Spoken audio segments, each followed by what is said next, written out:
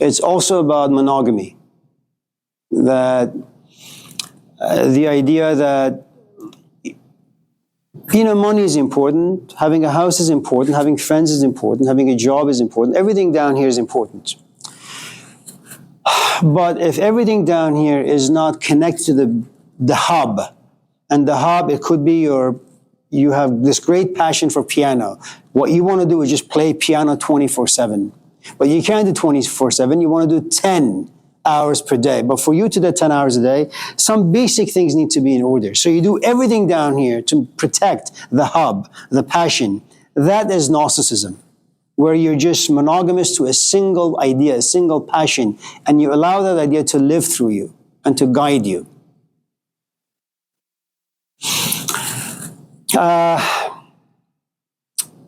All that said, I go back to just being a regular immigrant. None of those things are important. Go to school, do your degrees, save your money. Get a job, then save your money. Buy yourself a nice little place. And once you have the basic needs, because old age is just waiting for you, it's just around the corner. It doesn't matter how gifted you are. Just get the basics in order and then pursue higher passions.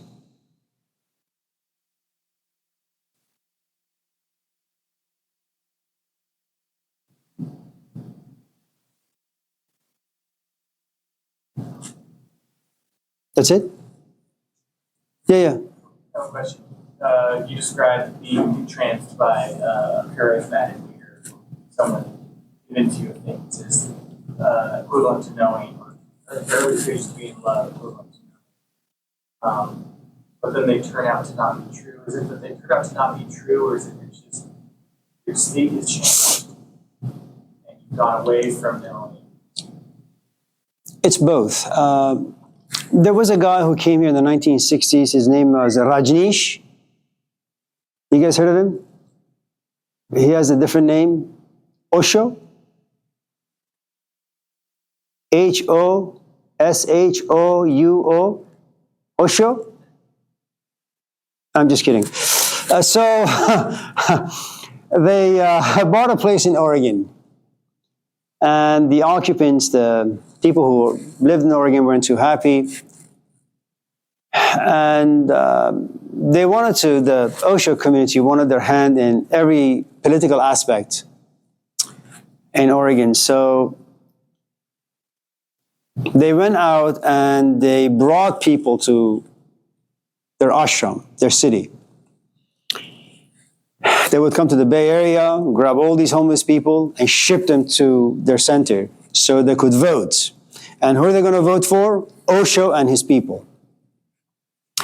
So a couple of things about students and teachers.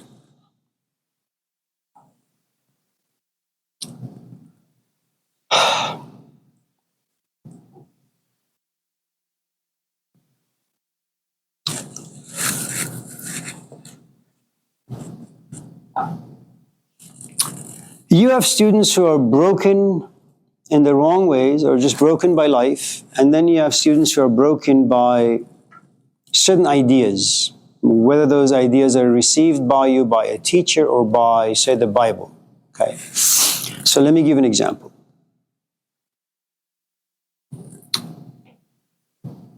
And forgive me, this is just, yeah.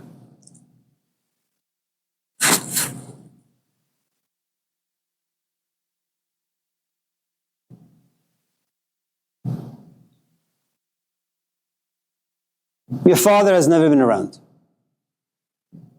You go to school, you see all these other kids getting picked up by their dads. You say to your mom, "Where's dad?" "He's a loser."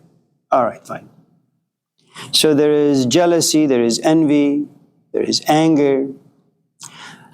And these are what we call the formative years. So part of this foundation as a child for you is just not there. It's cracked. It's like you want to build a deck and you're supposed to create this pillar first, poured with concrete. But there is only half of concrete. The other half is just empty, which means that there's a good chance after a while this post is going to wiggle and eventually the whole thing is going to crash. Now, let's say that you have certain needs, and those needs, whether your ex left, your girlfriend left you, or whatever, life has broken you in some shape or form. You've never really taken the task to understand it, to fix it perhaps, to even become aware of some of the components that it has created and now lives inside you.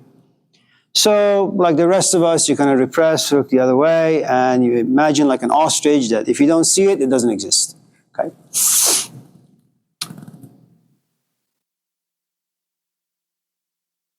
Deep down, you always wanted someone to take care of you. Okay? Now you go somewhere, someone gives you all these fancy, colorful words and ideas, and you say yes. And for whatever the reasons are, he or she happens to be an extension of a parent, or he or she happens to say things that you assume are putting you back together in a healthy way. And usually that's not the way it works. Now, what usually happens, because when you're broken in such a way, your needs is like this bottomless pit. You're never satisfied. You're lustful, you're greedy, for more than this other person has the capacity to give. And just in case you call them and say, can I come to your place, A, B, C, D, you say no. They say, oh, I'm betrayed. And all the mistrust that you had living inside you for all these years, all of a sudden comes back, okay? So that's one type of students. Now, the thing you need to know about these kinds of students is you must always go back to the culture.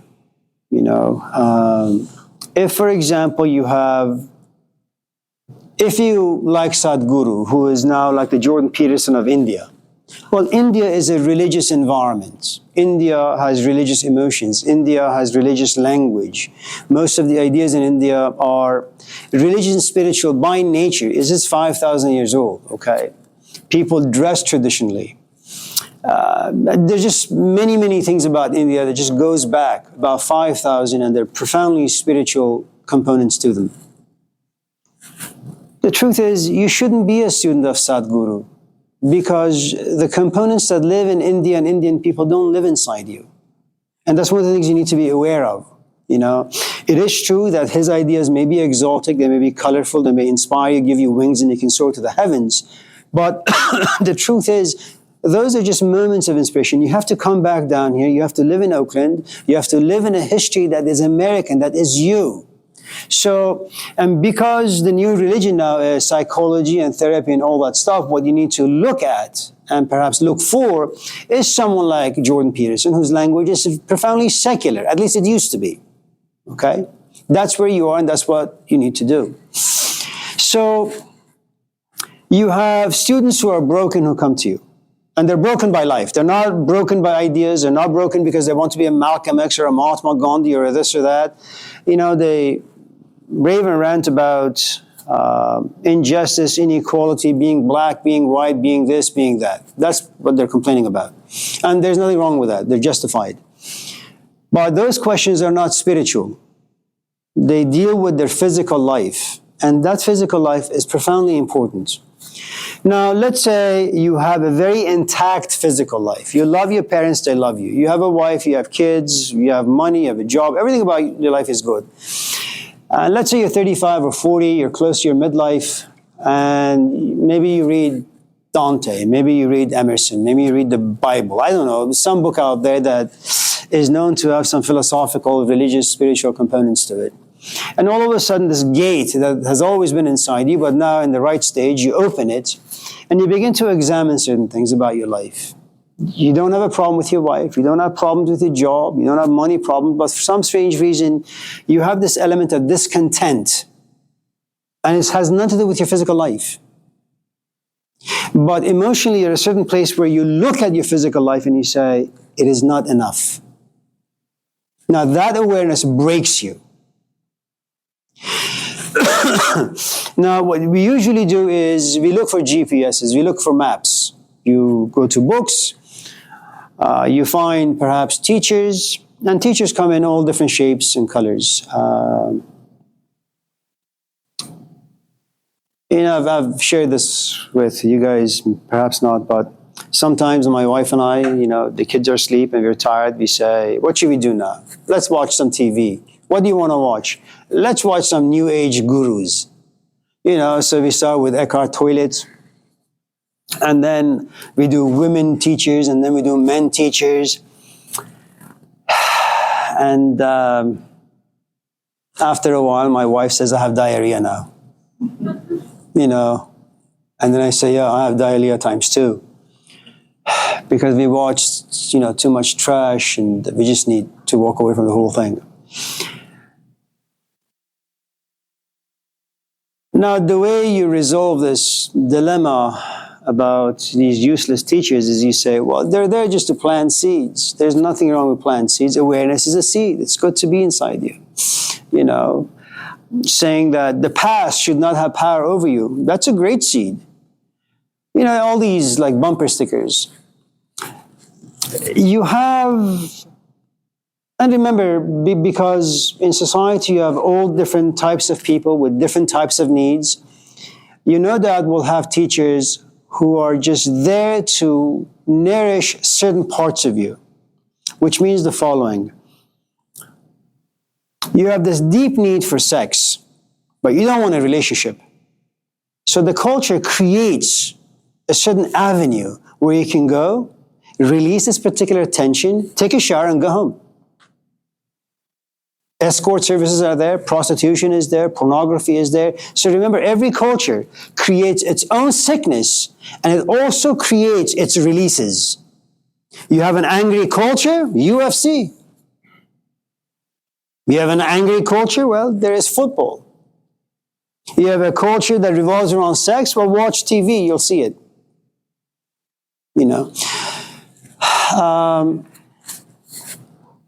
So when you go, for example, to Israel, to Palestine, to certain parts of the Middle East where everything is just chaotic, well, you have a lot of emotions inside you about justice or injustice. And the culture release is, we're not going to have people sit and watch TV. We're going to just engage in philosophical, political, social dialogue. And that's what people do. That's the cultural release. So you need people like Eckhart Tolle, you need people like David Koresh, and you need people like Jordan Peterson, and you need people like Jesus Christ. And they all have their own set of students. Now, the person who goes to David Koresh, they cannot stand Jordan Peterson. Those who go to Jordan Peterson can't stand Jesus Christ. Now, it's a hierarchy. In other words, someone like Eckhart Tolle is like a dollar store. Okay, anyone who has at least 99 cents can find something useful from Eckhart Tolle. Okay, now a Sadhguru, let's just say he is, $1.99. Forgive me, Abhi. He's a little bit more expensive. So if you got 99 cents, you can't get anything from him. Okay, Jordan Peterson is about $1,000. And Jesus Christ, he's in the millions. So what you'll find is Eckhart Tolle will have about 10,000 students. And God knows who the hell they are and what sort of issues they have inside. Okay, but he has 10,000 students. Jordan Peterson or Sadhguru has about 5,000. So it drops. Jordan Peterson has 1,000. Jesus has 1. Now, if you make judgments with your eyes, you say, well, Jesus has 1, he must be a crappy teacher. Right? Eckhart Tolle has 10,000, he must be really, really good. And so, psychologically, that in itself deceives you, dupes you, and you become a student of Eckhart Tolle until you realize he really has nothing to offer you. So we can't really make a general statement as to students or teachers, because like money, they have different, or like items, they have different value to them. And the more expensive, the less customers.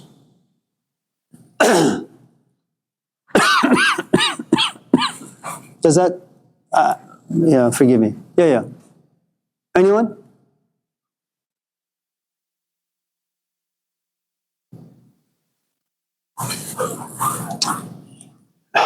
May I rephrase my question? Sure. So say you would like to change. You're at a point in this process of change that you're constantly reminded of it? Like having such as an example. But something urgent suddenly occurs in your life, and you have to take care of it. And so you go through the process of taking care of it, but in that process, you're no longer doing the routine of that change. Is that change lost, or is it still in you? And if you no longer wish to do that routine, how do you get back to doing it? First, it depends what it is you want to change. I mean, let's just talk about, let's say you live in a house, you lived in it for about 40 years, and you've survived 40 years going to a bathroom that just looks crappy, a living room where the ceiling is just falling on your head, but you've survived for the past 40 years or so. Once in a while, you do some touch-up paints, but for the most part, you've never really done some serious remodeling. And every time you become serious, you say, oh, money, oh, job, oh, this, oh, that, okay? To make any changes, first of all, you need resources. You know, without resources, no change is ever possible. That's the first thing. It also depends on, again, as I said, what exactly it is you want to change. Now, here's the thing. If you're a caterpillar and you want to be a butterfly, if you just kind of just look at, you know, how things are in nature, you kind of struggle walking towards somewhere. Okay. Now, the difference between a caterpillar and us is that the caterpillar has a GPS that just lives inside it. We are not as lucky. You need to find someone who's been there, who's done that. And you need to allow that person to contaminate you and intensify your desires until everything else that may live in your life becomes less of a value, less important, less interesting. It won't be possible.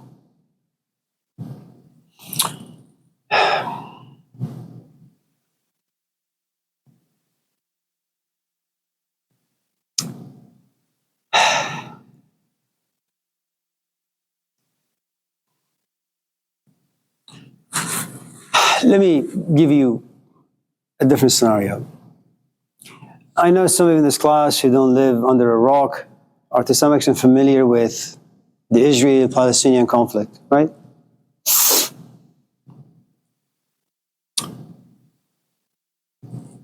Imagine your father left you at the age of 2. And you're just a single guy, and you're only 35. But the fact that he wasn't in your life has traumatized your life. And everything you touch, because of that absence of a father figure, everything about your life, whatever you touch, turns into dust. This is what we call an individual psyche, individual history. And it goes back only, 20 years. Now you have the Middle East. It goes back almost 150 years where the Westerners, and be being generous now, you're talking about a cultural psychology. 150 years of Westerners meddling into the affairs of the Middle East, changing and rechanging the maps. Is England going to own this, or is France going to own that, or is America going to own this, you know? And so the question is, well, how do you change that? How do you change anything without knowing its history? And once you become aware of the history, what the hell do you do with all the things that you see? And because no one is willing to do that, no one is willing to dive down deep into the cultural, historical psychology of the Middle East, what happens is we say, okay, you know what? Let's have Biden go there. Let's have him talk to both leaders and come to some sort of an agreement. You know, it's like you and your wife, you have some serious issues, but you say, you know, let's go have some Thai food. I mean, it's great. There's nothing wrong with that. You can have a great time for a day, maybe for a week. But just because you don't see the issues that particular night, it doesn't mean they've completely disappeared. You know, if you're working with someone who is okay with you making some minor changes, superficial changes, surface changes, fine, it's good. If on the other hand, you're dealing with someone who doesn't want to waste their time with surface change, you're in trouble, man, because they're going to make you become aware of things you would probably not be comfortable with. Can other people distract you? Absolutely. Read the Gospels. It's right there. I think it's the Gospel of Luke. I've not come to bring peace. What does that mean, man? You've not come here to bring peace?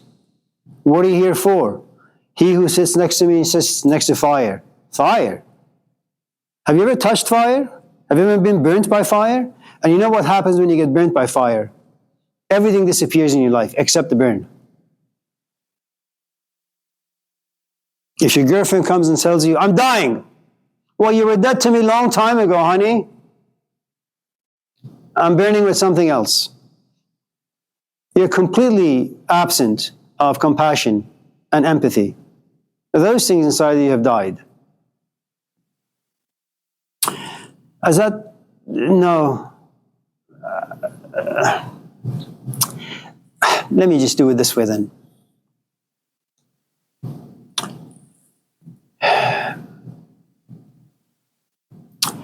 If you were to come to my office and talk to me about your boss, I really don't care. I'm here for these ideas. I don't care about your boss. We've talked about a lot of things. Use these ideas to care about your boss. Don't come to my office and stink up the space by telling me about your boss. I don't care. And what you realize is, I don't really care for 98% of your life. I only care for the 2%, and those 2% has to do with the ideas in this class. That's it.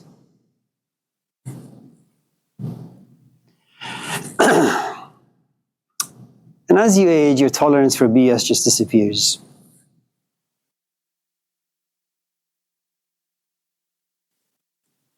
I mean, you call me, you say, Mom, I need $10. I'll give you 10, but once I hang up the phone, I say, goddamn loser.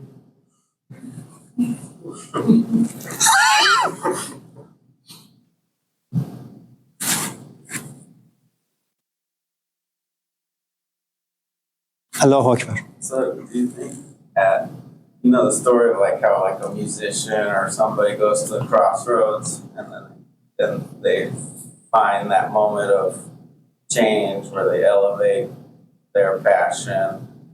Do you think that's the reduction or like the dismissal of all those other things, and then they get that pure focus, or they have less importance, they place less importance on everything else? Is that what happens, you think, in that moment or that crossroads?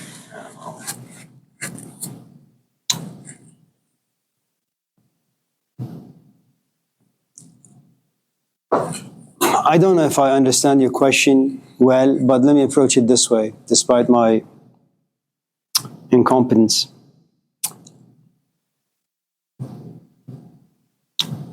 You take some charcoal and you put some lighter fluid on it. You inspire them with some liquid, and then after 5-10 minutes, you put a match to it. And the entire community on charcoal go on fire. They're transformed, they're inspired.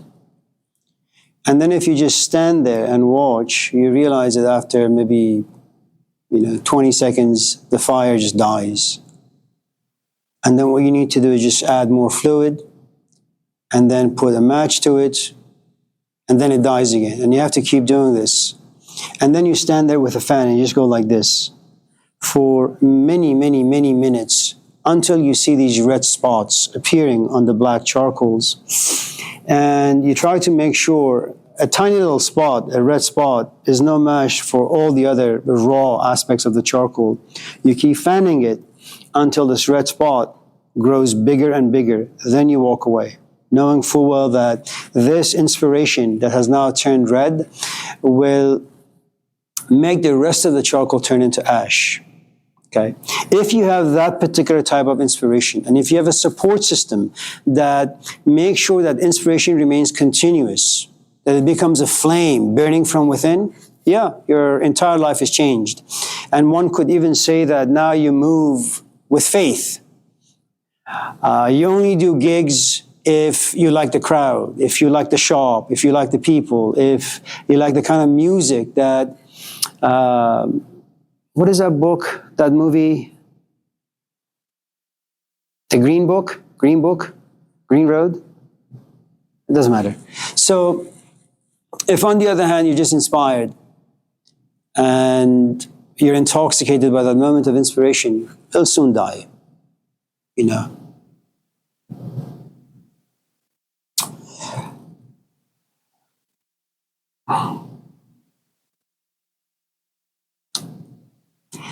You know, this is my own bias and imposition, projection.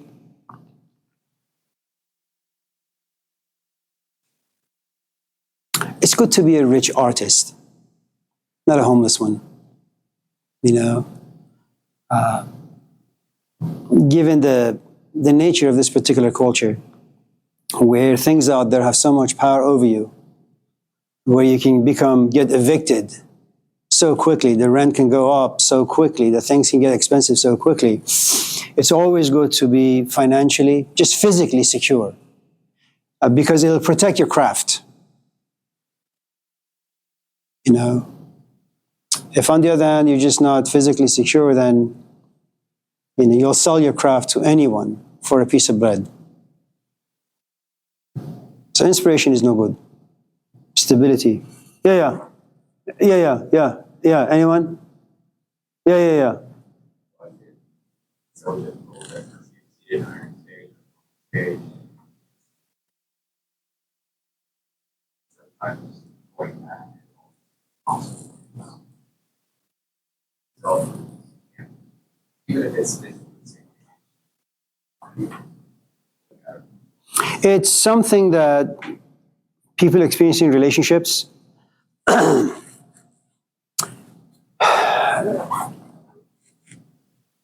They meet casually, or maybe not so casually, and then they fall in love.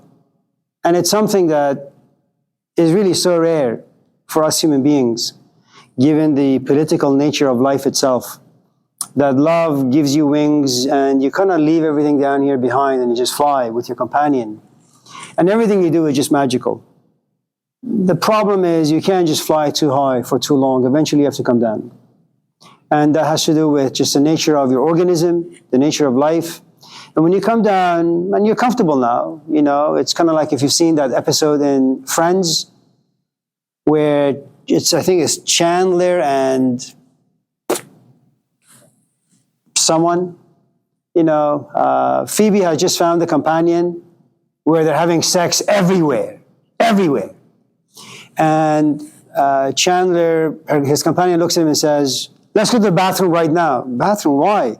Let's have sex like Phoebe and... No, we've been there, we've done that. I like just sitting and having dinner quietly. And what I'm trying to say is that all of us eventually will come down. Now, there are moments where you look at your companion and say, you know, you used to write poetry for me. You never do. Why is that?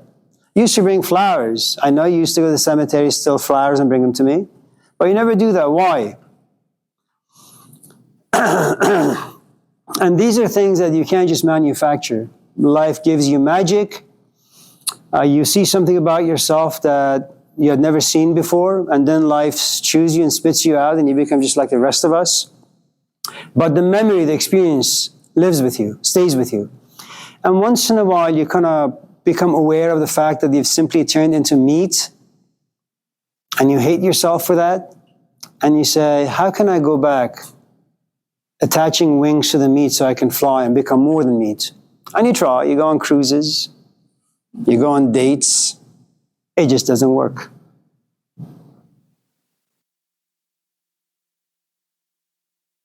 And the other thing is,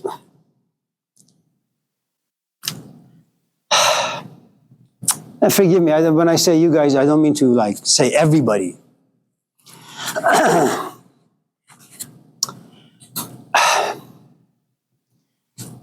You guys fall in love too fast. You're 15, you fall in love. I mean, there is no place higher you can go. You buy a car when you're like 16. You move out when you're 18. You experience the sort of things that people usually experience when they're like 80. You know, it's like, I have to struggle for the next 80 years to find a companion. And then at the age of 85, I experience love, but if it's so intense on my physical body, I just have a stroke and die.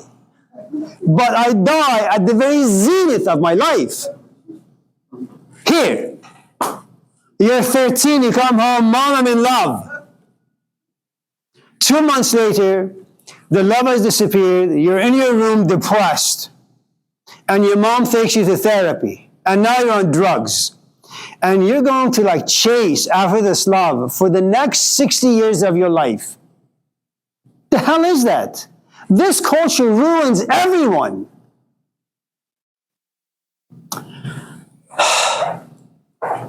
Fuck. This is so upsetting.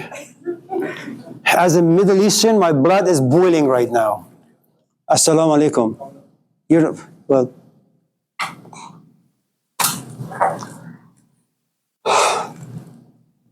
Can I tell you a story? Go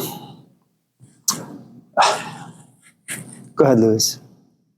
I guess how culture staying in marriage sort of conduct you realize that it's better off to not practice social relationships at all. Oh no, you got to do it.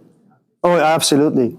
Always be aware of Pindar's dictum or teaching. You don't marry because you love. And you don't have children because you're a great parent. You marry because you're aware of being old, getting old. Who's going to take you to Kaiser, man? Who? Who's going to come visit you? Your friends? Are you kidding? You get married to create a history so that history can create guilt inside your companion should they choose not to take you to Kaiser. You have children. You take care of them in order to create guilt inside them. So when you get old, they come visit you and hopefully not put you in a nursing home. You're young. You got time. You got energy. You're cunning. Make friends. Create history. Yeah. With the intention of creating healthy guilt inside people. Fuck. You know, it's all these like teachers, you know, guilt is bad, fear is bad, life is bad. They're all good. Have guilt, shame. Jesus Christ.